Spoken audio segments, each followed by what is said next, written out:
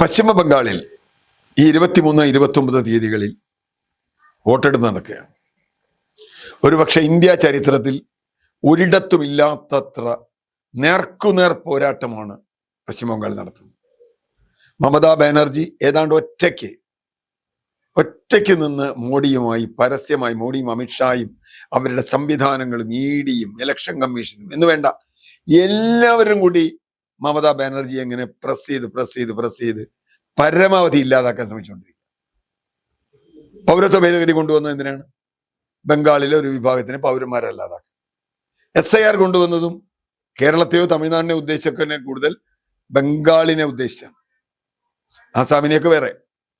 ബംഗാളിൽ മുസ്ലിം നാമധാരികളായിട്ടുള്ള ആളുകൾ എല്ലാം കുടിയേറ്റക്കാരാണ് എന്ന അർത്ഥത്തിൽ അങ്ങനെ വരുത്തുകയും അവരെ ഈ നാട്ടുകാരല്ല, അവർക്ക് ഇവിടെ വോട്ടില്ല എന്ന് പറയുകയും ചെയ്യും. ലക്ഷക്കണക്കിന് 50-60 ലക്ഷം ആളുകളുടെ വോട്ടാണ് ഒറ്റയടിക്ക് ഇല്ലാതാക്കിയത്. അതിൽ ചില BJP-കാരും പെട്ടുപോയി എന്നുള്ളത് ഒരു തമാശയാണ്. വലിയ തോതിൽ വോട്ടില്ലാതാക്കി.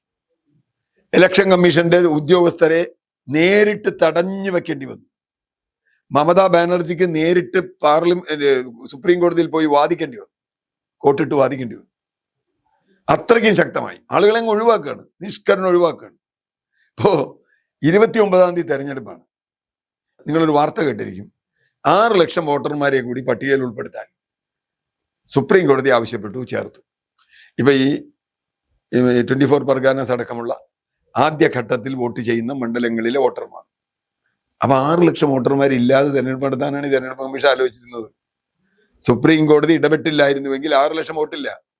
ഏതാണ്ട് 150ഓളം മണ്ഡലങ്ങളിൽ 6 ലക്ഷം വോട്ട് പോയി എന്ന് പറഞ്ഞാൽ നിങ്ങളൊന്ന് ആലോചിച്ചു, ഒരു മണ്ഡലത്തിൽ എത്ര വോട്ട് പോയി? 4000-5000 വോട്ടൊരു മണ്ഡലത്തിൽ ശരാശരി ഇല്ല എന്ന് പറഞ്ഞാൽ ഇപ്പൊ ജയിക്കുന്ന മാർജിൻ 2000, 3000, 5000 ഒക്കെ ആയിരിക്കും. 4000 വോട്ട് ഇല്ലാതാക്കിയാൽ തീർച്ചയായും അവിടെ മറുപക്ഷത്തിന് ജയിക്കാം. വോട്ട് ഇല്ലാതാക്കിയതിൽ 99% മമതാ ബാനർജിയെ പിന്തുണയ്ക്കുന്നവരുടെ വോട്ടുകളാണ് എന്ന് വ്യക്തമാണ്. ഏതായാലും 1-ാം ഘട്ടത്തിൽ 6 ലക്ഷം വോട്ടർമാർ തിരിച്ചു വന്നിട്ടുണ്ട്. അത് എന്തായാലും വലിയൊരു വിജയമാണ് മമതാ ബാനർജിക്ക്. 2-ാം ഘട്ടത്തിൽ ഇനി എത്ര വരും എന്നുള്ളത് നമുക്ക് കുറച്ച് ദിവസം കൂടി കഴിയും പറയാം. 29-ാം തീയതിക്ക് മുമ്പ് വേറെ എന്തെങ്കിലും വിധി വരുമെന്ന് അറിയില്ല. പക്ഷെ പ്രധാനമായ പ്രശ്നം, അവിടെ ഇതൊക്കെ ചെയ്തിട്ടും മമതയെ ഇല്ലാതാക്കാൻ ഇവർക്ക് കഴിയുന്നില്ല. അവിടെ കോൺഗ്രസിന് കാര്യമായി വേറൊന്നുമില്ല. കോൺഗ്രസ് ഒറ്റയ്ക്ക് അവിടെ ഇവിടെയൊക്കെ മത്സരിക്കുന്നുണ്ട്. 34 വർഷം ഭരിച്ച ഇടതുപക്ഷം എവിടെയാണെന്ന് പോലും അറിയില്ല. ഇപ്പോൾ അവരവിടെ ഇവിടെയൊക്കെ മത്സരിക്കേണ്ട ഒരു MLA പോലും ഇല്ല. ഇന്നലെ ഒരു വാർത്ത, നല്ല രസമുള്ളൊരു വാർത്ത കണ്ടു.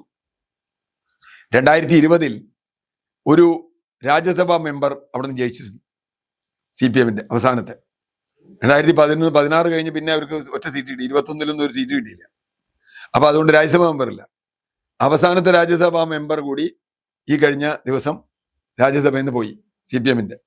എന്ന് പറഞ്ഞാൽ ഇപ്പൊ CPM-ന് അസംബ്ലിയിലില്ല, ലോക്സഭയിലില്ല, രാജ്യസഭയിലുമില്ല, ഒരു മെമ്പറില്ല. പിന്നെ ഉള്ളത്, അതുകൊണ്ട് തന്നെ BJP-യെ സംബന്ധിച്ചിടത്തോളം അവരൊന്നും ഒരു വിഷയമേ അല്ല.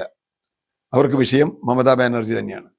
ഇപ്പോഴും വനിതാ ബില്ലിനെ പറ്റി വലിയ തോതിൽ കരഞ്ഞ് മാപ്പൊക്കെ ചോദിക്കാനുള്ള പ്രധാനമന്ത്രി മമത ചോദിച്ച ഒരു ചോദ്യമുണ്ട്. മെഹുവ മൈത്രി അടക്കമുള്ള ആളുകൾ, നിങ്ങളുടെ സ്ഥാനാർത്ഥി ലിസ്റ്റിൽ എത്ര സ്ത്രീകളുണ്ട്? ഞങ്ങൾ 33% സ്ത്രീകൾക്ക് സീറ്റ് കൊടുത്തിരിക്കുന്നു എന്ന് കാണുക. 33% സ്ത്രീകൾക്ക് പാർലമെന്റിലും അസംബ്ലിയിലും സീറ്റ് കൊടുത്ത ആളാ. നിങ്ങളുടെ ബില്ലും കില്ലും ഒന്നും വേണ്ട അവർക്ക്. എന്നിട്ട് പ്രധാനമന്ത്രി വന്ന് ബംഗാളിൽ വന്ന് കയറിയ സ്ത്രീകൾക്ക് വേണ്ടി നെഞ്ഞത്തടിച്ചു. നിങ്ങൾ പാർട്ടി കൊടുത്തോ? ഒരു പാർട്ടിയും കൊടുത്തില്ല, മമത ഒഴിച്ചു.